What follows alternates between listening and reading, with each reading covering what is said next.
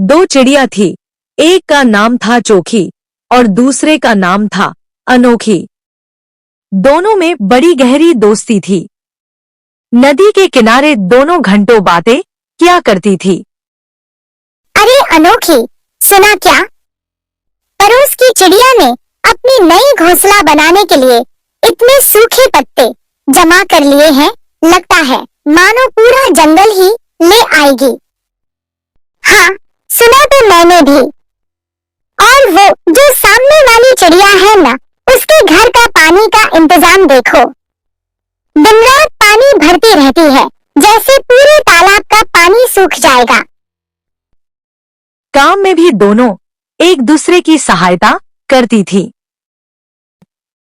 चोखी के बिना अनोखी को चैन नहीं आता और न अनोखी के बिना चोखी को। उन्हीं के पड़ोस में एक काला नामक धूर्त कौवा रहता था। वह सबकी बुराई करता, दूसरों की चीजें चुराता और गाली देता था। इसलिए कोई उसे अपने पास नहीं बैठाता था। अकेले रहते रहते काला कौवा बड़ा ऊब जाता था। जब वह किनारे पर बैठा बैठा चोखी और अनोखी की बातें सुनता, उनका खेल देखता, तो उसे बड़ी कुढ़न होती। ऐसे ही एक दिन चोखी और अनोखी पेड़ के नीचे गाते हुए खेल रही थी। उड़ते उड़ते बादल से कौन तेजी से निकले रे? अनोखी दीदी, देख लो जरा, तुमसे पहले मैं पहुंचू रे। अरे चोखी बहना, इतनी जल्दी मत उड़ो रे, मुझसे आगे बढ़ने का सपना मत बुनो रे। मैं हूँ हवा से भी तेज, उड़ते हैं हम संग संग। तुम्हारा सपना बस यहीं पर टूटेगा, धड़ाम से ध्वस्त। ऐसे ही हंसते खेलते दोनों अपने अपने घर चले जाते हैं। एक दिन की बात है, जब दोनों सहेलियां आस पड़ोस की बातें कर रहे थे। अरे अनोखी, कल वो काली चिड़िया के बच्चों को देखा, पूरे पेड़ पर ऐसे उधम मचा रहे थे जैसे पूरा जंगल उनका हो। पेड़ की डाल पर एक पल चढ़ते, दूसरे पल कूद जाते। उनकी माँ तो बस नीचे बैठकर चोट से परों को सजा रही थी, मानो बच्चे तो हवा में ही संभल जाएंगे। अनोखी हंसी दबाते हुए, सच कह रही है, मुझे लगता है वो काली चिड़िया के बच्चे जन्म लेने से पहले ही उड़ना सीख गए थे। कल मैंने देखा, एक तो सीधे सेब के पेड़ से गिरने वाला था और उनकी माँ बस ये कह रही थी, अरे गिरने दो, उड़ना भी तो ऐसे ही सीखेंगे। चोखी हंसी रोकते हुए, और हाँ, वो नीली चिड़िया का बच्चा तो हमेशा सबसे धीमे उड़ता है। लगता है जैसे उसे अभी भी पता नहीं कि उसके पंख उड़ने के लिए होते हैं, चलने के लिए नहीं। अनोखी जोर से हंसते हुए, सच में लगता है उसने उड़ान के बजाय धीमे चलना ही अपना मकसद बना लिया है। और उसकी माँ तो कहती है, मेरे बच्चे बहुत सोच समझकर कदम बढ़ाते हैं। अरे इतने सोच समझकर बढ़ाएंगे तो बाकी सब उड़कर कहां से कहां पहुंच जाएंगे। दोनों हंसी ठिठोली कर रही थी और उनके ठहाके नदी के किनारे गूंज रहे थे। तभी काला कौवा धीरे धीरे उनके पास आया। उसने सोचा, अब सही मौका है दोस्ती का, ढूंढ रचकर इन्हें अलग कर दूंगा। अरे चोखी बहन, अनोखी बहन, कैसी हो तुम दोनों? तुम दोनों की दोस्ती तो मशहूर है, मुझे भी अपनी टोली में शामिल कर लो ना। हम तीनों मिलकर कितनी अच्छी गप्पे मार सकते हैं। काला भाई, तुम और हम? नहीं नहीं, तुम्हारे पास गप्पों के बजाय और कुछ भी नहीं। तुम तो बस दूसरों की बुराई करना जानते हो। अनोखी हंसते हुए, हाँ, और हम तो ऐसी बातें करते हैं जो दिल खुश कर देती हैं। तुम्हारी बातें तो सिर ही दुखा देंगी। काला थोड़ा झेंप गया, लेकिन उसने हार नहीं मानी। खाली दिमाग शैतान का घर होता है। जो काम में नहीं लगा रहता उसे शरारत ही सुझा करती है। एक दिन काला पकवान लेकर चोखी के यहाँ पहुंचा और बोला, बहन आज मेरा जन्मदिन है, तुम्हारे लिए कुछ मिठाई लाया हूँ। चोखी संदेह भरी नजरों से बोली, अरे काला, तुम्हें अब तक समझ नहीं आया? मैं दूसरों का दिया हुआ कुछ नहीं खाती, और वैसे भी तुम्हारे पकवान का तो भरोसा ही नहीं। काला मक्कारी से बोला, अरे बहन कैसी बातें कर रही हो, ये तो सिर्फ तुम्हारे लिए ही है। तुम्हारी खुशी के बिना मेरा जन्मदिन अधूरा रहेगा। चोखी ने मिठाई लेने से बहुत मना किया, पर काला कौआ ने एक न सुनी। वह टोकरी रखकर ही वापस आ गया। कुछ दिन बाद काला कौआ ने आमों की टोकरी लेकर अनोखी के यहाँ पहुंचा और वह कहने लगा, दीदी, ये बड़े मीठे मीठे आम मेरे ही बगीचे में लगे हैं, लो तुम चखकर देखो। नहीं काला, मुझे तुम्हारे आम नहीं चाहिए। वैसे भी मैं दूसरों का दिया हुआ सामान नहीं लेती। मेरे यहाँ तो बहुत रखे हैं, वहाँ सरकर खराब ही हो जाएंगे। बहुत आग्रह करने पर अनोखी ने उन आमों को लौटाना भी उचित नहीं समझा। फिर इसी प्रकार किसी न किसी बहाने से काला कौआ कभी चोखी के घर और कभी अनोखी के घर जाने लगा। धीरे धीरे उसने एक रवैया अपनाया। जब वह चोखी के घर जाता तो अनोखी की बुराई करता। अरे चोखी बहन, मुझे तुमसे एक बात कहनी है, पर सच मानो यह सुनकर मेरा दिल दुखी हो गया। तुम्हारी इतनी प्यारी दोस्त अनोखी, वो तुम्हारे बारे में क्या क्या कहती है, मैं सुनकर हैरान रह गया। वो कह रही थी कि चोखी बस मेरा सहारा लेती है, खुद कुछ नहीं करती, हर वक्त मुझ पर निर्भर रहती है। और तो और वो ये भी कहती है कि तुम उसकी परिश्रम की कमाई पर ऐश करती हो। और जब अनोखी के घर जाता तो चोखी की बुराई करता। अनोखी दीदी, मैं सोच रहा था कि ये बात तुमसे कहूँ या नहीं, पर फिर लगा कि सच्चे दोस्तों का काम है एक दूसरे को सही समय पर आगाह करना। मुझे तुमसे कुछ ऐसा कहना है जो सुनकर शायद तुम्हें बुरा लगे, लेकिन यह जानना तुम्हारे लिए जरूरी है। तुम जानती हो चोखी तुम्हारे बारे में क्या कहती है? मैं तो पहले यकीन ही नहीं कर पाया, लेकिन उसने खुद मेरे सामने कहा कि अनोखी तो बस निकम्मी बैठी रहती है, सारा काम तो मैं करती हूँ और वो आराम से बैठी रहती है। इतना कहकर काला वहां से चला जाता है। इस प्रकार काला कौआ ने एक दूसरे के विरुद्ध दोनों के खूब कान भरे। चोखी और अनोखी के दिल भी अब पहले जैसे साफ नहीं रहे। उनमें धीरे धीरे मनमुटाव होता जा रहा था। दोनों बात बात पर आपस में चिक चिक करने लगती थी।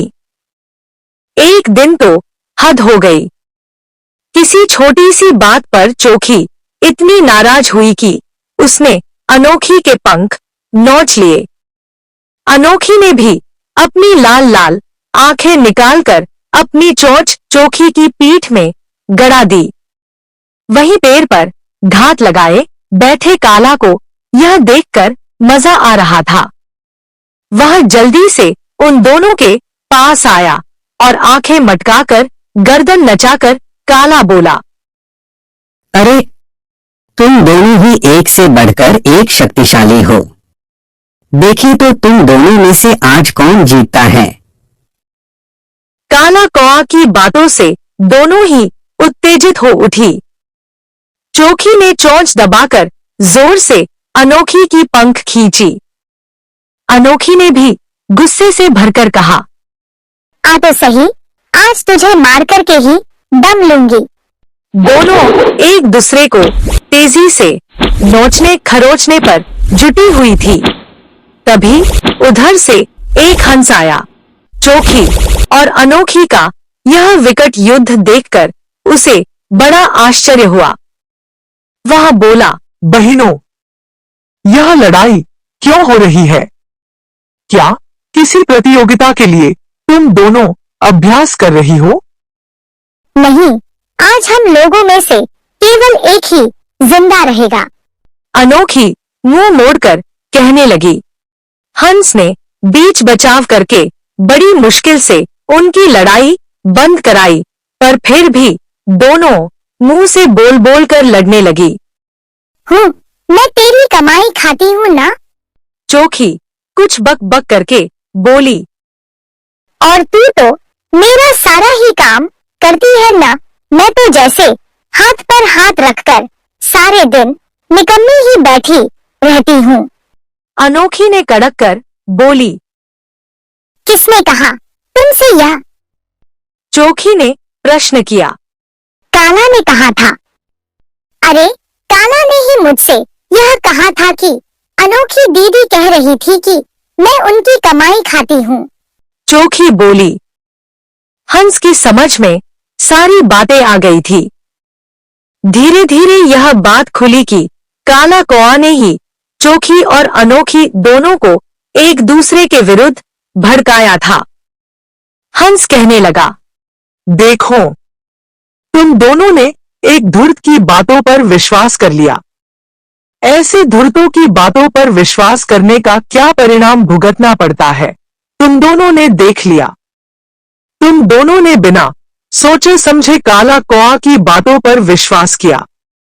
अच्छा होता यदि दोनों आपस में ही बात को कह सुन लेती, तब न तो एक दूसरे के प्रति अविश्वास होता और न यह नौबत आती। चोखी और अनोखी दोनों ही बड़ी लज्जित हुई।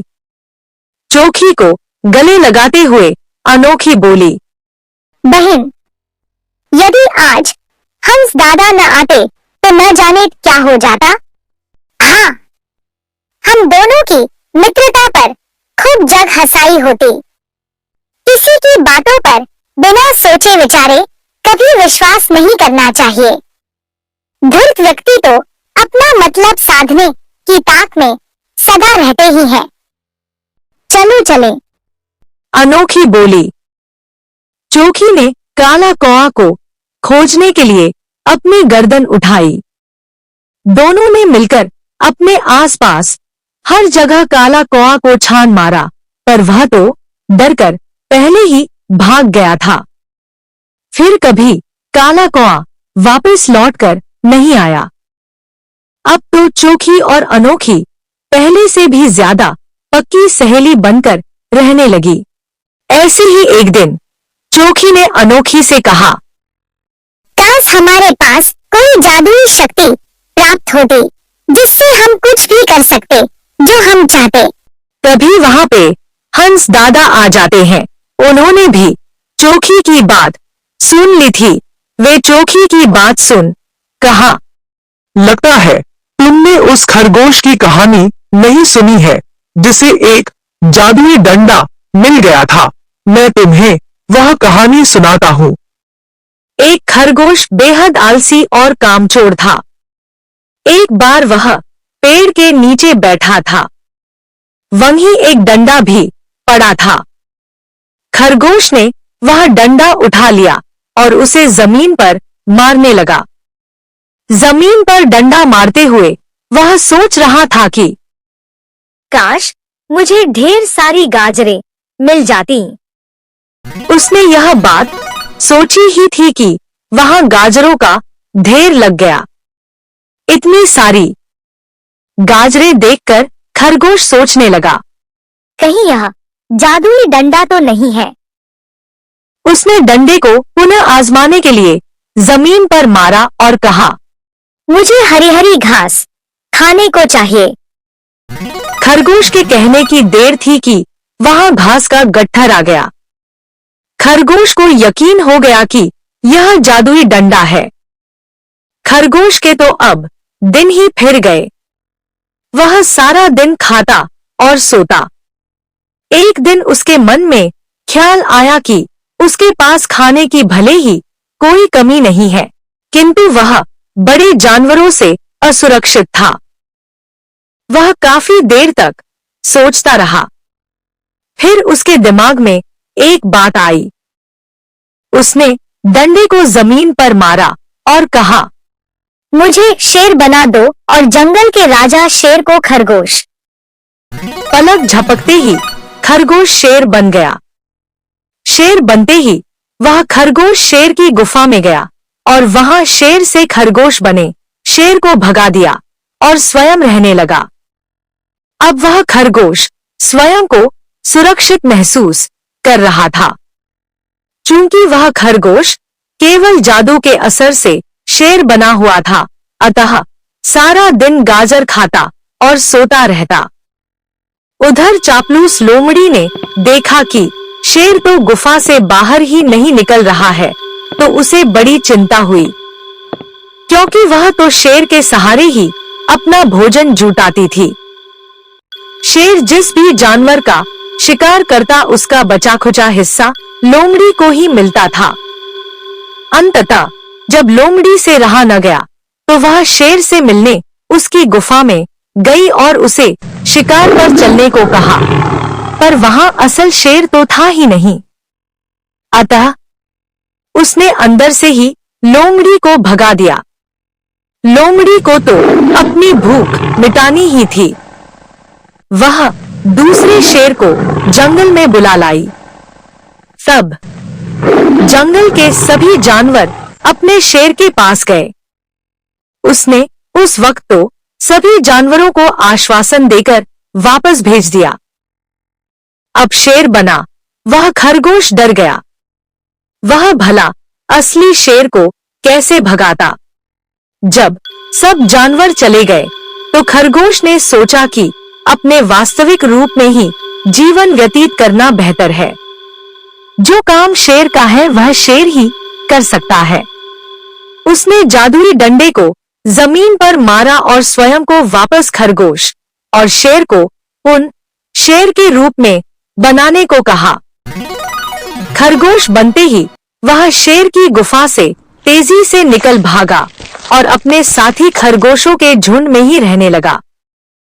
कहानी सुनने के बाद अनोखी बोली, हंस दादा, आपने बहुत अच्छा और मजेदार कहानी सुनाई। अब चोखी को जादुई शक्ति प्राप्त करने का भूत उतर जाएगा। हाँ हंस दादा, वास्तव में आप बड़ा ही रोचक और चटकदार कहानी सुनाई। हम लोग बड़े भाग्यशाली हैं जो आप जैसे ज्ञानी और परोपकारी दादा का सानिध्य प्राप्त हुआ है। हंस दादा ने चोखी और अनोखी को समझाते हुए बोले, प्रकृति की कार्यशैली बहुत ही अद्भुत है। प्रकृति ने अपने प्रत्येक कार्य के नियम और सिद्धांत पहले से तय कर रखा है। जो भी प्राणी इसके उल्टा या अलग चलने की कोशिश करता है, उसे इसका परिणाम भुगतना ही पड़ता है। खरगोश ने इस सिद्धांत के विपरीत आचरण किया और प्रकृति के नियम को तोड़ा, इसलिए इसका को परिणाम आया, तो उसने अपनी भूल को सुधारा। अगर समय रहते खरगोश अपनी गलती को नहीं सुधारता, तो उसे भयंकर परिणाम भुगतने पड़ते। हम लोगों ने इस कहानी से बहुत कुछ सीखा। आगे भी आप समय निकालकर ऐसे ही ज्ञानवर्धक कहानी सुनाते रहिएगा। ऐसी ही शिक्षाप्रद, ज्ञानवर्धक और मनोरंजक कहानी सुनने और देखने के लिए चिड़ियाघर टीवी को अभी सब्सक्राइब कीजिए, लाइक और शेयर भी कीजिए। अंत तक वीडियो देखने के लिए धन्यवाद।